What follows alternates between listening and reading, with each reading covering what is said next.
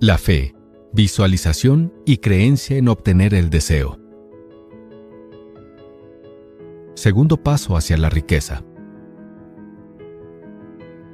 La fe es el químico principal de la mente. Cuando la fe se mezcla con la vibración del pensamiento, la mente subconsciente capta instantáneamente la vibración, la traduce en su equivalente espiritual y la transmite a la inteligencia infinita, como en el caso de la oración. Las emociones de la fe, el amor y el sexo son las más poderosas entre las principales emociones positivas. Cuando se mezclan las tres, tienen el efecto de colorear la vibración del pensamiento de tal manera que éste alcanza instantáneamente el subconsciente y allí se transforma en su equivalente espiritual, la única forma que provoca una respuesta de la inteligencia infinita. ¿Cómo desarrollar la fe? Aquí damos un planteamiento que le ayudará a comprender mejor la importancia que el principio de autosugestión asume en la transmutación del deseo en su equivalente físico o monetario. La fe es un estado mental que se puede inducir o crear con afirmaciones o instrucciones repetidas al subconsciente a través del principio de autosugestión. Como ejemplo, considere el propósito por el que presumiblemente usted está escuchando este audiolibro. El objetivo es, por supuesto, adquirir la capacidad de transmutar el intangible impulso del pensamiento del deseo en su contrapartida física, el dinero. Al seguir las instrucciones de los capítulos sobre autosugestión y mente subconsciente, resumidas en el capítulo de la autosugestión, usted puede convencer al subconsciente de que usted cree que recibirá lo que está pidiendo. El subconsciente entonces actuará en esa creencia y se la devolverá en forma de fe, acompañada de planes precisos para procurar eso que usted desea. El método por el cual uno desarrolla fe, donde no existe, es extremadamente difícil de describir. Casi tan difícil, de hecho, como lo sería describir el color rojo a un hombre ciego que nunca ha visto color y no tiene nada con qué comparar lo que usted le describe. La fe es un estado mental que usted puede desarrollar a voluntad, una vez que haya dominado los 13 principios, porque se trata de un estado mental que se desarrolla voluntariamente, a través de la aplicación de esos principios. La repetición de la afirmación de órdenes a su subconsciente es el único método conocido para el desarrollo voluntario de la emoción de la fe. Quizás el concepto le quede más claro con la siguiente explicación de la forma en que los individuos, a veces, se convierten en criminales. Un famoso criminólogo afirma que, cuando las personas entran por primera vez en contacto con el crimen, éste les repugna. Si siguen en contacto con él durante algún tiempo, se acostumbran y lo toleran. Y si permanecen en contacto con el crimen durante el tiempo suficiente, acaban por aceptarlo y se dejan influir por él. Esto equivale a decir que cualquier impulso de pensamiento que sea repetidamente enviado al subconsciente es finalmente aceptado por el subconsciente, que actúa sobre él y procede a traducirlo en su equivalente físico por el procedimiento más práctico disponible. En relación con esto, vuelva a considerar la proposición de que todos los pensamientos que han sido emocionalizados, se les ha cargado con sentimiento y mezclados con la fe, empiezan inmediatamente a traducirse en su equivalente o contrapartida física. Las emociones, o parte sentimental de los pensamientos, son los factores que dan a estos vitalidad y acción. Las emociones de la fe, el amor y el sexo, cuando se mezclan con cualquier impulso de pensamiento, le dan a éste una mayor acción de la que cualquiera de estas emociones tendría por sí sola. No solo los impulsos de pensamiento que se mezclen con la fe, sino los que se mezclen con cualquiera de las emociones positivas o negativas, pueden alcanzar el subconsciente e influir en él. Nadie está condenado a la mala suerte.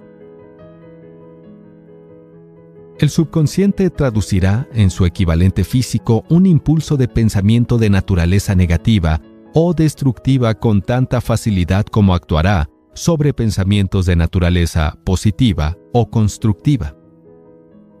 A partir de esta afirmación, usted comprenderá el extraño fenómeno que tantos millones de personas experimentan, denominado infortunio o mala suerte. Hay millones de personas que creen estar condenadas a la pobreza y al fracaso por culpa de alguna fuerza extraña que creen no poder controlar.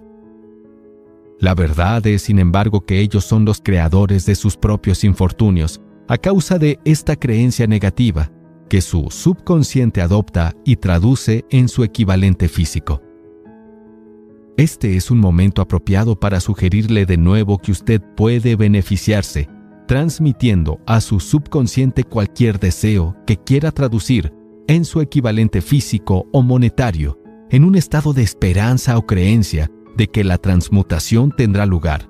Su creencia o convicción, su fe, es el elemento que determina la acción de su subconsciente. No hay nada que le impida engañar a su subconsciente al darle instrucciones a través de la autosugestión, tal como yo engañé al subconsciente de mi hijo. Para llevar a cabo este engaño de manera más realista, compórtese tal como lo haría si ya estuviera en posesión del objeto material que está pidiendo. Cuando se dirija a su subconsciente traducirá en su equivalente físico, por el medio más práctico y directo que encuentre, cualquier orden que se le dé en su estado de convicción o de fe en que la orden se cumplirá. Sin duda, se ha dicho bastante para señalar un punto de partida desde el cual uno puede, mediante la experimentación y la práctica, adquirir la capacidad de mezclar la fe con cualquier orden que se le dé al subconsciente. La perfección surgirá a través de la práctica. No puede aparecer por el mero hecho de leer las instrucciones. Si es cierto que uno puede convertirse en un criminal al asociarse con el crimen, y esto es un hecho conocido, también es cierto que uno puede desarrollar fe, sugiriendo voluntariamente a la mente subconsciente que uno tiene fe. La mente finalmente asumirá la naturaleza de las influencias que la dominan. Entienda esta verdad y sabrá por qué es esencial que usted estimule sus emociones positivas como fuerzas dominantes de su mente y desanime y elimine las emociones negativas. Una mente dominada por emociones positivas es una morada favorable para el estado mental conocido como fe. Una mente así dominada puede voluntariamente darle al subconsciente instrucciones que éste aceptará y ejecutará de inmediato. La fe es un estado mental que se puede inducir mediante la autosugestión. Durante todas las épocas, los religiosos han exhortado a una humanidad que luche a tener fe en este, aquel o aquel otro dogma o credo, pero han fracasado en explicar a la gente cómo tener fe, pues no le han dicho que la fe es un estado mental que se puede inducir mediante la autosugestión.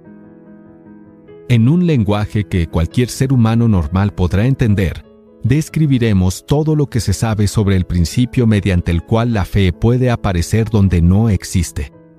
Tenga fe en usted, fe en el infinito. Antes de empezar, debemos recordar el siguiente enunciado. Vale la pena escucharlo una segunda vez y una tercera y una cuarta. Vale la pena decirlo en voz alta. La fe es el elixir eterno que da vida, poder y acción al impulso del pensamiento. La fe es el punto inicial de toda acumulación de riquezas. La fe es la base de todos los milagros y de todos los misterios que no se pueden analizar con los parámetros de la ciencia. La fe es el único antídoto conocido contra el fracaso.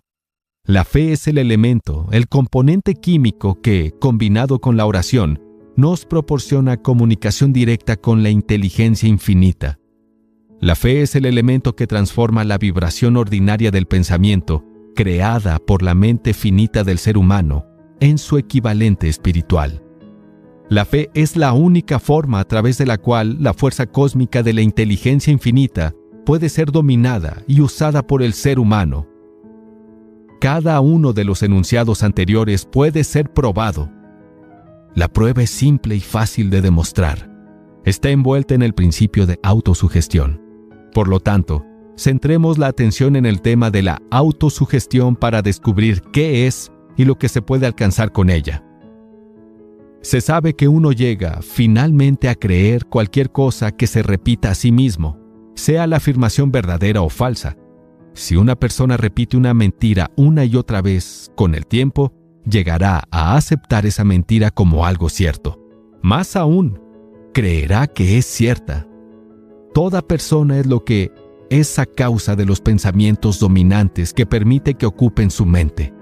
Los pensamientos que alguien adopta deliberadamente y que alienta con simpatía y con los que combina una o más de las emociones, constituyen las fuerzas motivadoras que dirigen y controlan cada uno de sus movimientos, actos y logros. La ley de la atracción. El siguiente enunciado contiene una verdad muy importante. Los pensamientos combinados con cualquiera de los sentimientos de las emociones constituyen una fuerza magnética que atrae desde la vibración del éter otros pensamientos similares o relacionados.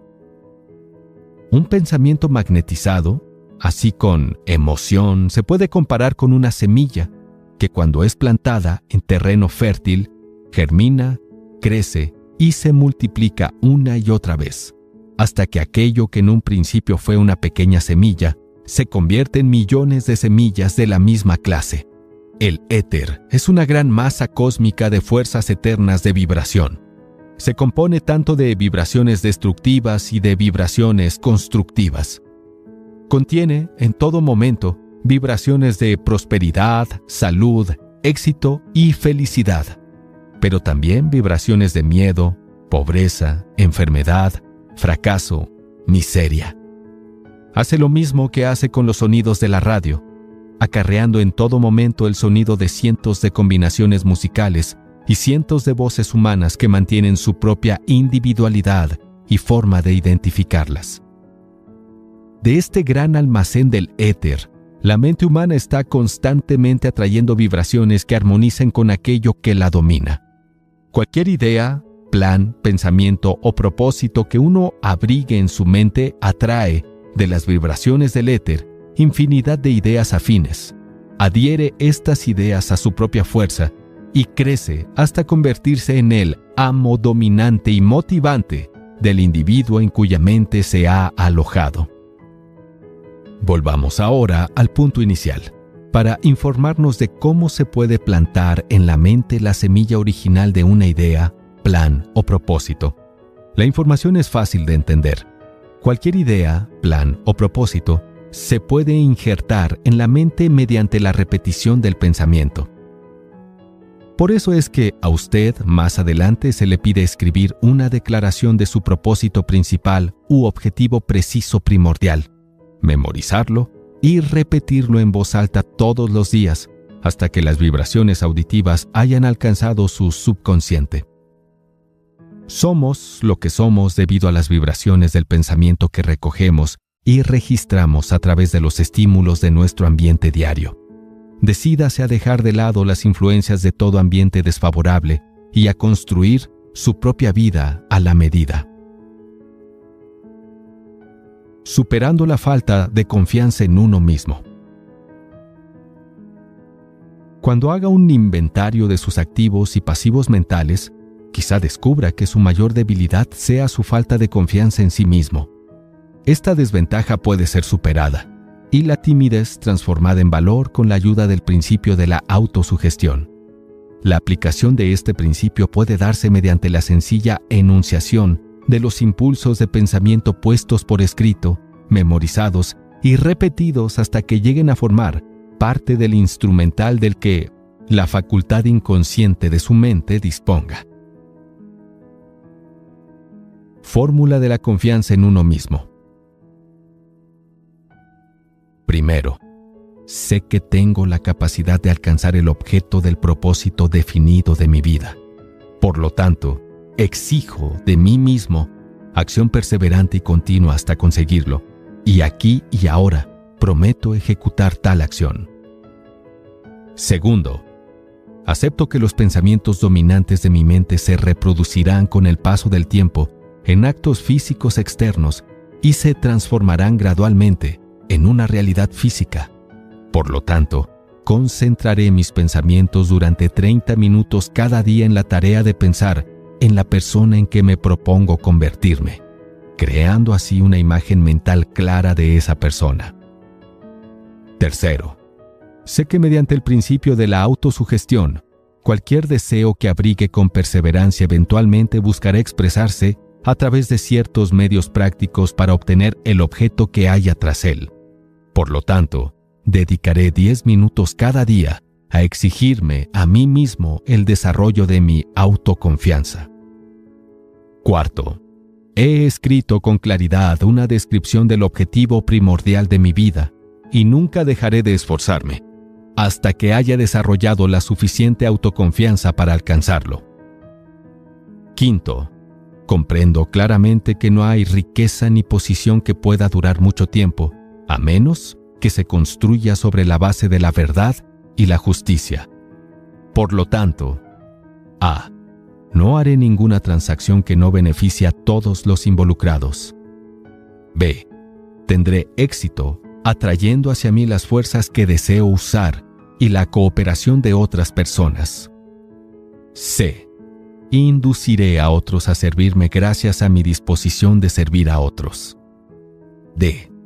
Eliminaré el odio, la envidia, los celos, el egoísmo y el cinismo, y cultivaré el amor por toda la humanidad, porque sé que una actitud negativa hacia los demás nunca me dará el éxito. Haré que los demás crean en mí, porque yo creeré en ellos y en mí mismo. Firmaré mi nombre en esta fórmula, la memorizaré y la repetiré en voz alta una vez cada día, con la fe absoluta de que influirá gradualmente en mis pensamientos y mis actos para que yo me convierta en una persona exitosa y con confianza en sí misma. Tras la fórmula anterior, hay una ley de la naturaleza que ningún hombre ha podido explicar aún. Ha desconcertado a los científicos de todas las épocas. Los psicólogos la han llamado la ley de la autosugestión, sin proveer mayor explicación. Pero el nombre de la ley tiene poca importancia. Lo que importa es que funciona para la gloria y el éxito de la especie humana si es usada de forma constructiva. Lamentablemente, si es usada destructivamente, destruirá con la misma facilidad. En esta afirmación se puede encontrar una verdad muy importante. Quienes se hunden en la derrota y acaban su vida en la pobreza, la miseria y la angustia, lo hacen a causa de la aplicación negativa del principio de la autosugestión. La causa se puede encontrar en el hecho de que todos los impulsos de pensamiento tienen tendencia a vestirse de su equivalente físico. El desastre del pensamiento negativo. La mente subconsciente, el laboratorio químico en el cual todos los impulsos de pensamiento se combinan y se preparan para traducirse en realidades físicas, no distingue entre pensamientos positivos o negativos. Trabaja con el material que le suministramos, a través de nuestros impulsos de pensamiento. El subconsciente traducirá en algo real un pensamiento regido por el miedo con la misma facilidad que transformará en realidad un pensamiento regido por el valor o por la fe. Las páginas de la historia médica contienen muchas ilustraciones de casos de suicidio sugestivo. Un hombre puede cometer suicidio mediante sugestión negativa, tan eficazmente como por cualquier otro medio. En una ciudad del Medio Oeste, un hombre llamado Joseph Grant, funcionario de un banco, pidió prestada una gran suma de dinero del banco sin el consentimiento de los directores. Perdió el dinero en juegos de azar. Una tarde, el auditor del banco llegó y comenzó a revisar las cuentas. Grant salió del banco, rentó una habitación en un hotel local y cuando lo encontraron, 3 días después, estaba tirado en la cama, llorando y gimiendo, repitiendo una y otra vez estas palabras: Dios mío, esto va a matarme. No soporto la deshonra. En poco tiempo estaba muerto. Los doctores pronunciaron el caso como un suicidio mental. Tal como la electricidad hace girar las ruedas de la industria y rinde servicios útiles si se la emplea correctamente, o acaba con la vida si se la usa mal, así, la ley de la autosugestión nos conducirá a la paz y la prosperidad, o nos arrastrará hacia el valle de la miseria, el fracaso y la muerte, de acuerdo con el grado de comprensión y aplicación que tengamos de ella. Si usted se llena la cabeza de miedo, duda e incredulidad en su capacidad para conectarse con la fuerza de la inteligencia infinita y usarla, la ley de la autosugestión adoptará ese espíritu de incredulidad y lo usará como el patrón mediante el cual su subconsciente lo traducirá en su equivalente físico. Este enunciado es tan cierto como el enunciado de que 2 y 2 son 4. Como el viento que arrastra una nave hacia el este y otra hacia el oeste, la ley de la autosugestión lo elevará o lo hundirá según la manera en que usted oriente las velas de su pensamiento. La ley de la autosugestión, que puede elevar a cualquier persona a niveles asombrosos de realización, queda bien descrita en los siguientes versos. Si piensas que estás vencido, lo estás. Si piensas que no te atreves, no lo haces. Si te gusta ganar, pero piensas que no puedes, es casi seguro que no ganarás. Si piensas que perderás, estás perdido. Pues el mundo nos enseña que el éxito empieza en la voluntad. Todo está en el estado mental. Si piensas que eres de una clase inferior, lo eres. Tienes que pensar alto para ascender. Tienes que estar seguro de ti mismo antes de poder ganar alguno de los premios. Las batallas de la vida no siempre son ganadas por el hombre más fuerte o el más rápido, pero tarde o temprano, quien las gana es el hombre que piensa que sí puede. Observe las palabras que se han destacado y captará el profundo significado que el poeta tenía en mente. En algún rincón de su carácter, quizá en las células de su cerebro, está dormida la semilla del logro, que, si fuera despertada y puesta en acción, lo elevaría a niveles que tal vez usted nunca soñó alcanzar. Así como un virtuoso puede arrancar las melodías más hermosas de las cuerdas de su violín, usted puede despertar al genio que yace dormido en su mente y hacer que lo eleve hacia cualquier meta que desee alcanzar. Abraham Lincoln fue un fracasado en todo lo que intentó hasta después de entrado en sus 40s. Fue un donadie de ninguna parte, hasta que una gran experiencia en su vida despertó al genio dormido que había en su corazón y en su cerebro, para darle al mundo uno de sus hombres realmente grandes. Una experiencia combinada con las emociones del sufrimiento y del amor que le llegó a través de Anne Rutledge, la única mujer a quien amó realmente. Es sabido que la emoción del amor está ligada al estado mental conocido como fe, y esto se debe a que el amor se aproxima mucho a la traducción de los impulsos de pensamiento en su equivalente espiritual. Durante la labor de investigación, el autor descubrió, al analizar la vida, obra y logros de centenares de hombres que lograron cosas extraordinarias, que detrás de casi cada uno de ellos existía la influencia del amor de una mujer.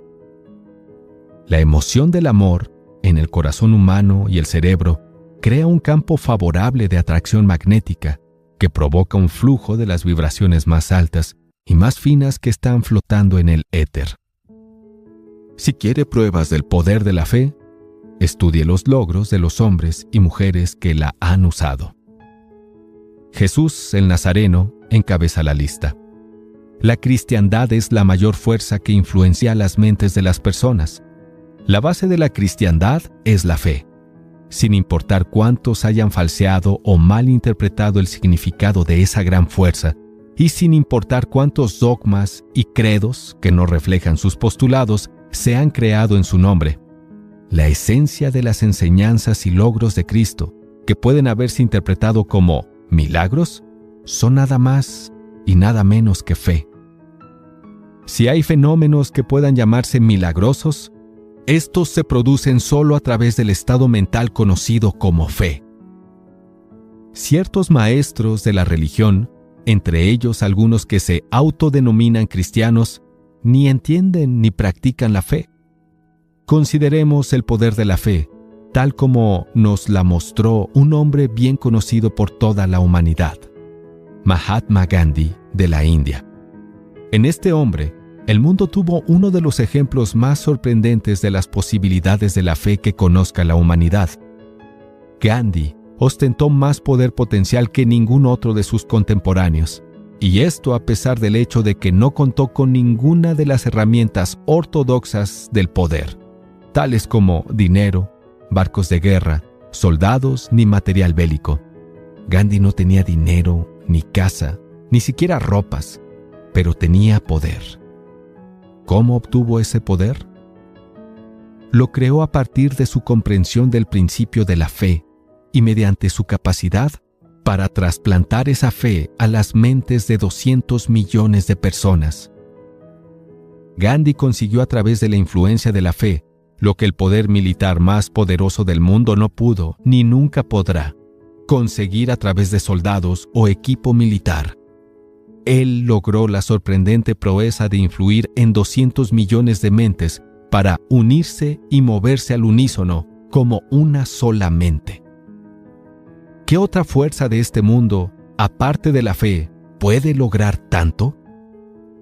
Llegará un día en que tanto empleados como empleadores descubrirán las posibilidades de la fe. Ese día está llegando. Todo el mundo ha tenido amplia oportunidad durante la reciente depresión económica para presenciar lo que la falta de fe hace a los negocios. Sin duda, la civilización ha producido un número suficiente de seres humanos inteligentes que pueden hacer uso de esta gran lección que la depresión ha enseñado al mundo. Durante esta depresión económica, el mundo tuvo abundantes pruebas de que el miedo generalizado paraliza las ruedas de la industria y los negocios. De esta experiencia, se levantarán líderes en los negocios y la industria, que se beneficiarán del ejemplo que Gandhi ha fijado para el mundo y que aplicarán a las empresas las mismas tácticas que Gandhi utilizó en atraer el mayor número de seguidores que se conoce en la historia del mundo. Estos líderes provienen de las filas de los desconocidos que ahora trabajan en las plantas de acero, las minas de carbón, las fábricas de automóviles y en las pequeñas ciudades y pueblos de América. El mundo de los negocios necesita una reforma, no hay duda de ello. Los métodos del pasado, basados en una combinación económica de fuerza y miedo, serán suplantados por mejores principios de fe y cooperación.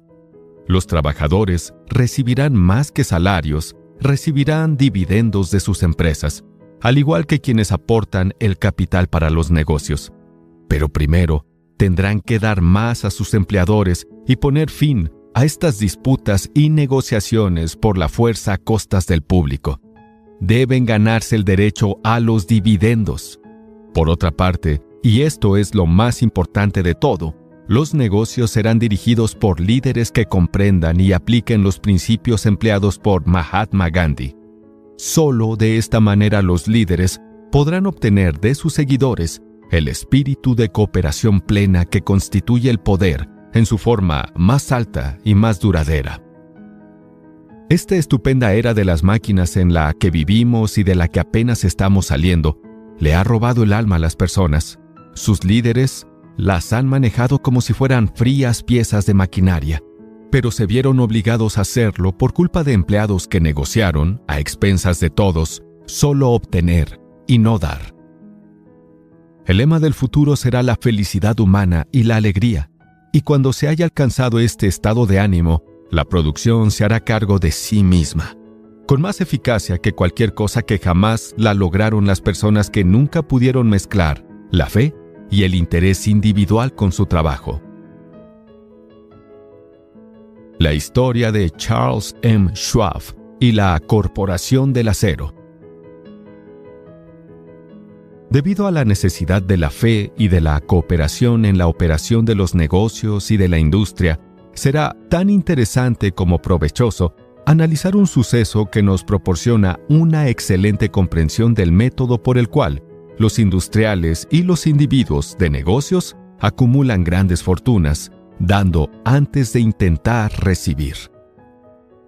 El suceso elegido para este ejemplo data de 1900, cuando se estaba formando la United States Steel Corporation, Corporación del Acero de Estados Unidos. A medida que escuche la historia, tenga presente estos hechos fundamentales y comprenderá cómo las ideas se han convertido en fortunas inmensas. Primero, la gran Corporación del Acero de Estados Unidos nació en la mente de Charles M. Schwab en la forma de una idea que él creó a través de su imaginación. Segundo, él mezcló fe con su idea. Tercero, él formuló un plan para transformar su idea en una realidad física y financiera. Cuarto, puso su plan en acción con su famoso discurso en el University Club.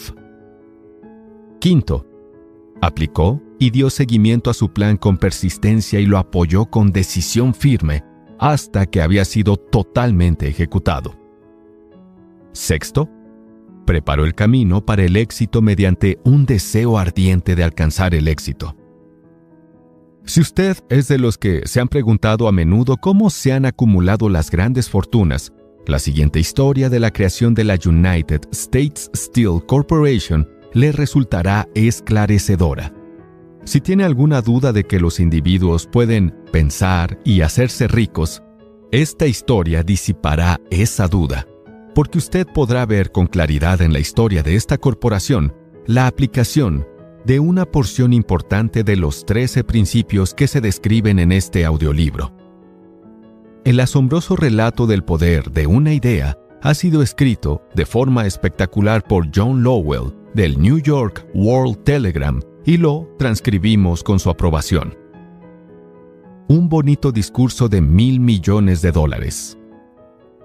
Aquella noche del 12 de diciembre de 1900, en la que unos 80 miembros de la nobleza financiera de la nación se reunieron en el salón de banquetes del University Club en la Quinta Avenida para agasajar a un joven del oeste. Ni media docena de los invitados comprendió que estaban a punto de presenciar el episodio más importante de la historia de la industria estadounidense. J. Edward Siemens y Charles Stuart Smith, agradecidos por la pródiga hospitalidad con que Charles M. Schwab les había obsequiado durante una reciente visita a Pittsburgh, organizaron la cena para presentar a aquel empresario del acero de 38 años a la Sociedad de Banqueros del Este.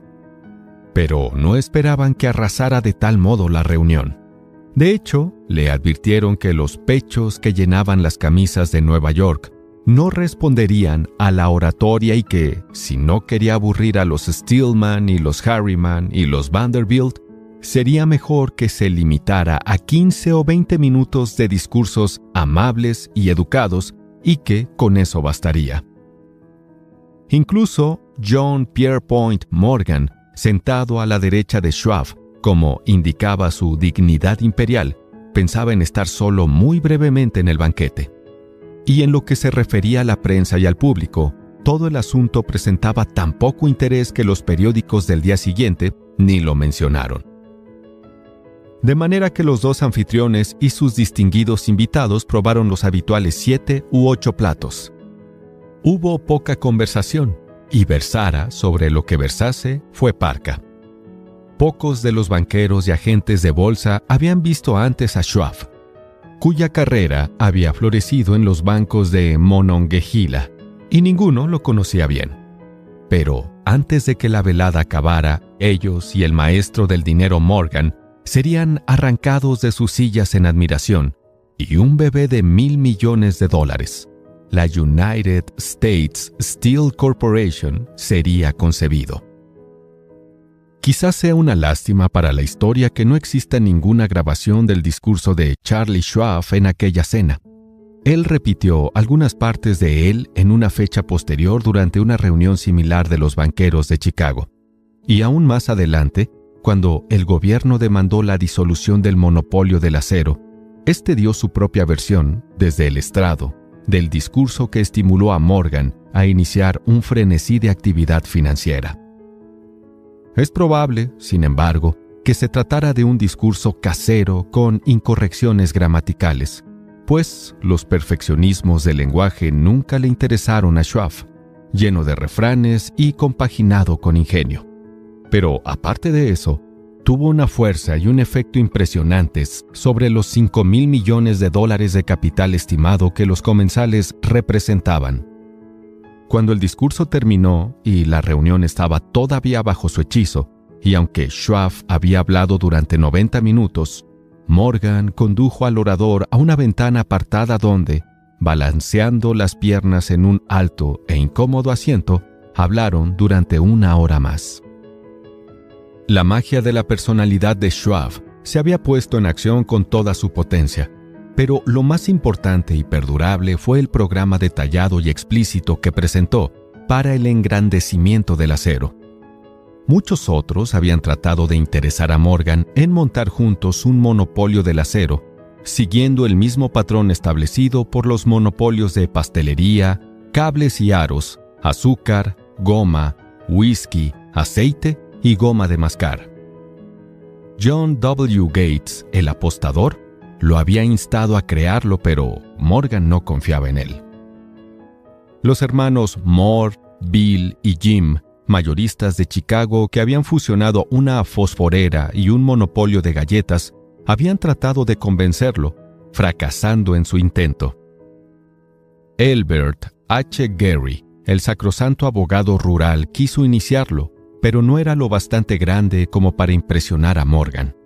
Pero fue hasta que la elocuencia de Schwab elevó a J.P. Morgan a las alturas desde donde pudo visualizar los sólidos resultados del proyecto financiero más atrevido que se hubiera concebido nunca, que la idea dejó de ser considerada un delirante sueño de especuladores, del tipo que prometen dinero fácil.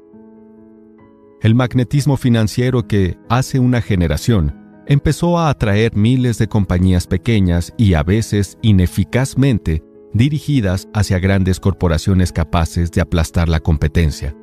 Se volvió operativo en el mundo del acero gracias a los artilugios de aquel jovial pirata de los negocios, John W. Gates. Este había formado ya la American Steel and Wire Company, con una cadena de pequeñas empresas, y junto con Morgan había creado la Federal Steel Company. La National Tube and American Bridge Companies eran dos de las empresas de Morgan, y los hermanos Moore habían abandonado su negocio de fósforos y galletas para formar la American Group, Tin Plate, Steel Hoop, Sheet Steel y la National Steel Company, o Compañía Nacional del Acero.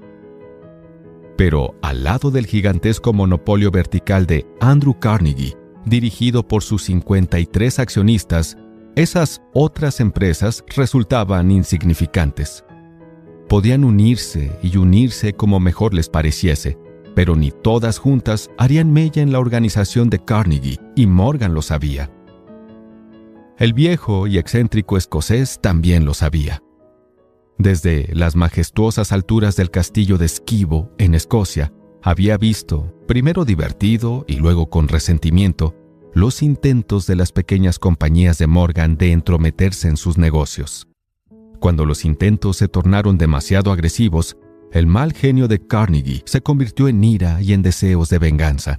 Decidió duplicar cada fábrica suya por cada una que sus rivales poseyeran. Hasta entonces no había tenido interés en cables, tubos, aros ni planchas, y se contentaba con venderle el acero en bruto a esas compañías y las dejaba que lo trabajaran como quisieran. Ahora, con Schwab como jefe y lugarteniente capaz, Carnegie planeaba arrinconar a sus enemigos contra la pared.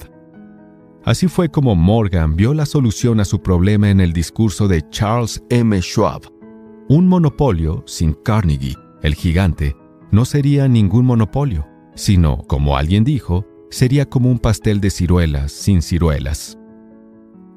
El discurso de Schwab de aquella noche del 12 de diciembre de 1900 sin duda sugirió, aunque no lo dijo, que el vasto imperio de Carnegie podía llegar a estar bajo la sombra de Morgan. Habló del futuro mundial del acero, de reorganización en aras de la eficiencia, de especialización, de deshacerse de acereras improductivas, de la concentración del esfuerzo en las propiedades florecientes, de ahorros en el tráfico de mineral bruto, de ahorros en los gastos generales y administrativos, de capturar mercados extranjeros. Más que todo eso, les dijo a los bucaneros que había entre ellos dónde estaban los errores de su piratería habitual. Sus propósitos, suponía él, habían sido crear monopolios, aumentar los precios y pagarse a sí mismos dividendos exagerados. Con su estilo campechano, Schwab condenó ese sistema de corazón. La tontería de semejante política, dijo a su audiencia, era el hecho de que restringía el mercado en un momento en que todo pedía a gritos expansión. Abaratando el coste del acero, explicó, se crearía un mercado siempre en expansión. Se idearían más usos para el acero y se captaría una parte considerable del comercio mundial. En realidad, aunque no lo supiese, Schwab era un apóstol de la moderna producción en masa. La cena en el University Club terminó. Morgan se fue a su casa para pensar en las optimistas predicciones de Schwab. Schwab regresó a Pittsburgh a dirigir el negocio siderúrgico para Carnegie, mientras Gary y los demás volvían a sus trabajos en la bolsa de valores para especular, anticipándose al próximo movimiento. No tardó mucho en suceder. A Morgan le llevó una semana digerir la buena dosis de razón que Schwab le había presentado. Cuando se aseguró de que no iba a sufrir ninguna indigestión financiera, llamó a Schwab y se encontró con un hombre bastante reticente. Al señor Carnegie, le dijo Schwab, quizá no le alegrará mucho descubrir que el presidente de su conglomerado de empresas ha estado coqueteando con el emperador de Wall Street, el lugar que Carnegie había jurado no pisar jamás. Entonces John W. Gates, que hacía de intermediario entre Morgan y Schwab, sugirió que si Schwab casualmente pasara por el Bellevue Hotel de Filadelfia, J.P. Morgan podía, casualmente, estar allí. Sin embargo, cuando Schwab llegó, Morgan estaba enfermo en su casa de Nueva York. Ante la invitación de Morgan, Schwab viajó a Nueva York y se presentó a la puerta del financista.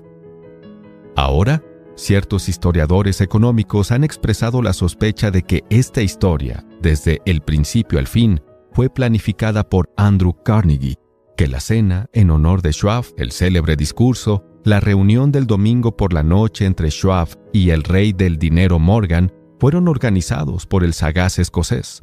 La verdad es precisamente todo lo contrario. Cuando Schwab fue llamado a cerrar el trato, ni siquiera sabía si el jefecito, como llamaban a Andrew, prestaría atención a una oferta de vender, en particular, a un grupo de hombres a quienes Andrew consideraba poco dotados de santidad.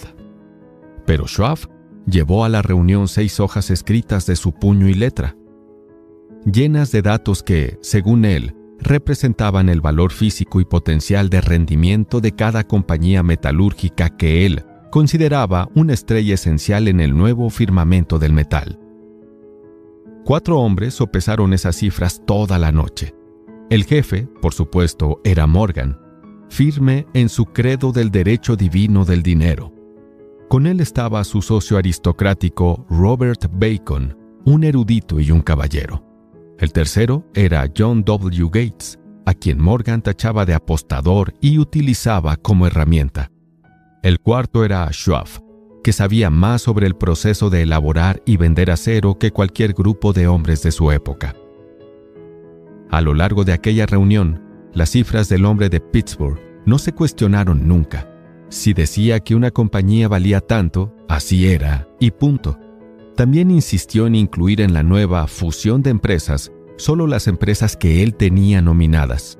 había concebido una corporación sin duplicidades, donde ni siquiera quedaba lugar para satisfacer la codicia de amigos que deseaban descargar sus compañías sobre los anchos hombros de Morgan.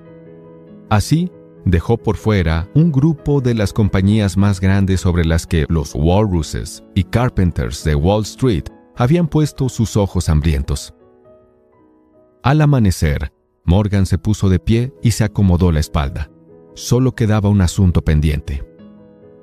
¿Cree que puede persuadir a Andrew Carnegie de vender?, preguntó. «Puedo intentarlo», respondió Schwab. «Si usted consigue que venda, me comprometo a respaldar todo este asunto», aseguró Morgan. Hasta allí todo iba bien, pero ¿vendería Carnegie? ¿Cuánto pediría?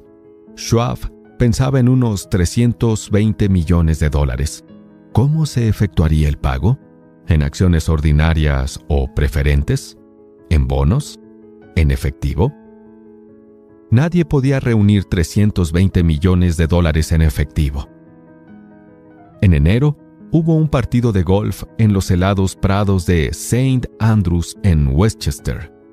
Andrew, envuelto en jerseys, bien abrigado, y Charlie conversando de trivialidades para mantener el buen humor. Pero no se pronunció ni una palabra sobre negocios hasta que el par se sentó en la cálida sala de la cabaña que Carnegie poseía cerca de allí. Entonces, con el mismo poder de convicción con que había hipnotizado a 80 millonarios en el University Club, Schwab dejó caer rutilantes promesas de retiro en gran confort, de incontables millones que satisfarían los caprichos sociales del viejo escocés. Carnegie se rindió. Escribió algo en un trozo de papel y dijo: «Muy bien, venderemos por este precio». La cifra era de unos $400 millones, 10,000 millones de hoy, y surgió a partir de los 320 millones que Schwab había previsto como precio básico, añadiéndole 80 millones para recuperar el aumento en el valor del capital durante los últimos 2 años. Más tarde, en la cubierta de un transatlántico, el escocés le decía arrepentido a Morgan: «Ojalá te hubiera pedido 100 millones más. Si me los hubieras pedido, te los hubiese dado», le respondió Morgan contento. Hubo un alboroto, por supuesto.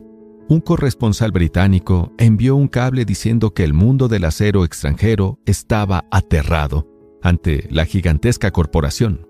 El presidente Hadley de Yale declaró que a menos que se regulasen los monopolios, el país tendría un emperador en Washington en los siguientes 25 años.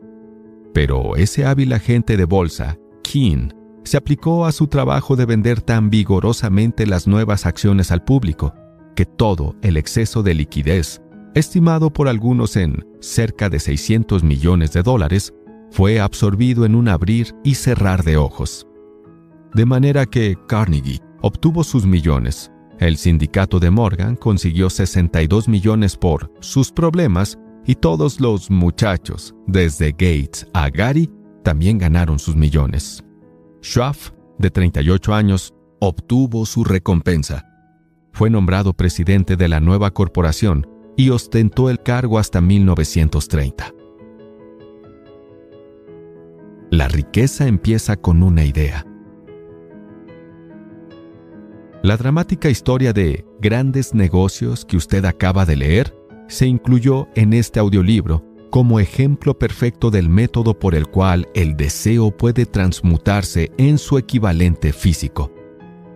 Imagino que algunos escuchas cuestionarán la afirmación de que un mero deseo intangible puede ser convertido en su equivalente físico.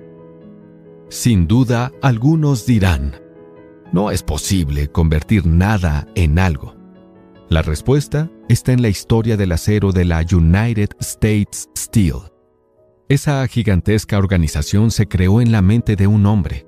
El plan por el que le dieron la organización los hornos de acero que le dieron estabilidad financiera se creó en la mente del mismo hombre.